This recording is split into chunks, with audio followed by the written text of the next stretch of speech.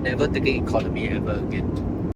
Today I'm going to talk about my first ever business class experience and to share whether or not I feel that business class is worth it. For most of my adult life, I've been a relatively low-cost traveler and I'll usually only take budget airlines because I feel that flights are just a means to go to another country, and to me, as long as I can get from A to B, that's it, I'll just go for the lowest cost possible. But now that I'm in my mid-30s and backaches are more serious than ever before, I decided to give business class a try, especially since I've been collecting miles all these years. I got my first credit card at the age of 29, a little bit later than most people would, and started collecting miles only when I was 30. And then when I finally had enough miles to go on the business class flight, the whole COVID pandemic happened. And therefore, now that the pandemic is all but over, I finally managed to redeem miles for my trip back home from Seoul recently. And here is my experience taking that flight. My first ever business class experience is with Singapore Air's business class, and it was from Seoul to Singapore, and it is based on the 2018 RJ configuration, and I found it a very, very pleasant experience. As a business class passenger, you are treated like VIP, and that was what I experienced during my flight. We get to board ahead of most other passengers on the plane, and as we reach our seats, we immediately are served with a drink, and this even before the economy passengers have boarded. So yeah, it just feels very good to be the first to sit down and then you immediately have something to drink. And the service was, of course, unsurprisingly much better than what we experienced in economy class when we flew from Singapore to Korea. The air stewardess even volunteered to help us take a photo, and yeah, they were so much more pleasant and chirpier than I've ever experienced in any other flight, including economy class on Singapore Air. Help me drop a like on this video to help my channel out, and also I've left some resources in the description box below if you want to earn your own miles for your own business class flight. You're given quite a lot of things in business class, including an amenity kit which has lip balm, facial mist, those sort of things, slippers, extra thick blanket, and of course a pillow, and it's a very, very comfortable experience. And when you ask for a drink, they serve it to you in a nice glass and with a plate of nuts. And I'm just going to say nice very, very much because it's really a very nice experience. We got the order from the Book the Cook menu, which has to be done 24 hours before the flight. And my friend got the steak while I got the lamb. The steak was actually not that good, but the lamb was great. And yeah, everything was very nice. And I got to find a new adjective. Okay, again, I know this might not be new to all of you who have been traveling business class for the longest time, right? It's my first business class flight, and I really appreciated how it felt like dining at a restaurant, except we are doing it thousands of meters in the air. Yeah, so it was a really enjoyable experience, and in fact, if I had any complaints, was that I was too full to sleep properly on the plane after that. Talking about sleep, we of course have to talk about the seats, which goes completely flat if you wish. Although I feel that a slight incline was actually much better for my back, and so I went with that. And it was also excellent to watch movies on at a slight incline, and it felt like a slumber party, and yeah, very, very comfortable. In-flight entertainment still sucks, I feel, even with a bigger screen because announcements keep interrupting it. So I rather watch things on my iPad, and the extra large tray table actually was quite conducive for me to prop up my iPad, and then I could incline my chair and watch in a very, very comfortable position. The headphones given were quite lousy, so I didn't bother with them and I ended up using my AirPods with my iPad.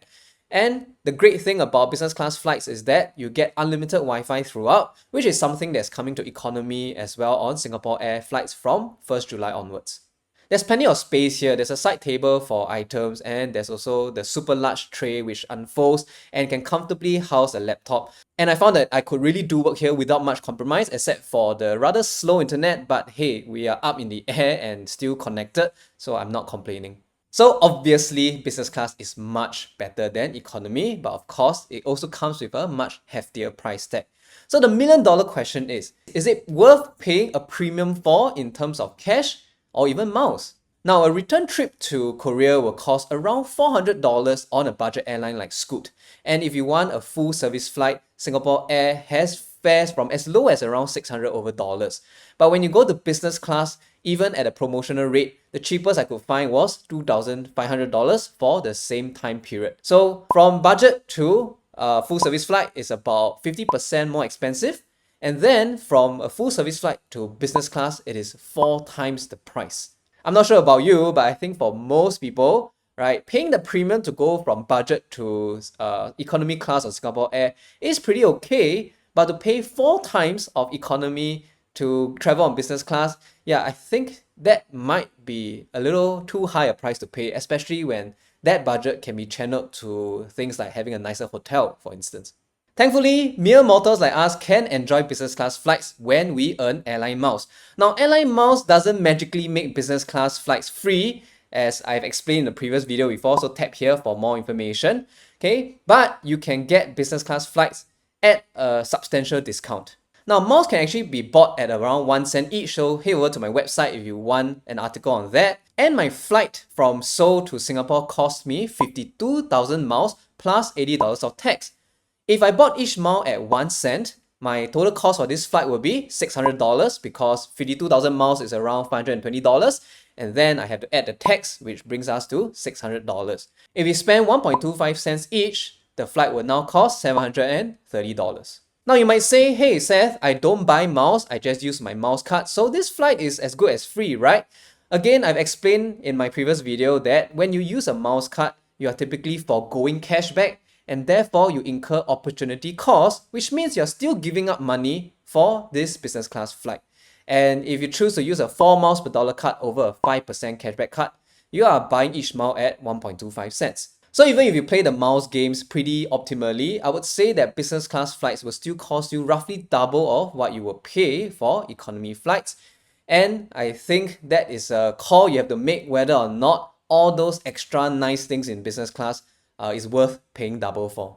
My conclusion for myself is, for flights that are at least 6 hours long, I would try to take business class where possible because, again, I'm in my mid-30s and I had a little bit of back issue when I took my economy flight to Korea after 6 hours of sitting in a relatively cramped seat. And as someone who's working multiple jobs, I have decided not to be too harsh on myself. And if I'm going for a trip somewhere far away, I will try to let myself enjoy it more by opting for business class in future. But of course, only using miles to redeem for business class flights. Another problem about miles I've come to realize is that even though they're a form of currency and have value, it's so much easier to spend miles than it is to spend actual money. So that's something that you have to take note of, right? Airline miles are a way that airlines use to upsell you. And personally, I think it's really working because when I use my miles to redeem for business class flights, I actually don't feel the pinch that much. So do take note of this lifestyle inflation. Another issue I realized about miles and business class flights is that if your travel companion doesn't have enough miles, right, you end up having to redeem your miles for him or her because you're not going to travel in business class alone and then leave him or her in economy, right? Yeah, so that's what happened recently. I had to use my miles for my friend and I fully expect him to pay me back when he gets his own miles in future. So if you want to earn miles and experience business class, which I think you should at least once in your life, subscribe to my Telegram group for more resources and great deals on how you can get more miles in a short period of time. And also check out this video where I talk about the number of miles I had a year ago. And also this video which YouTube thinks that you really enjoy, and I'll see you in those videos.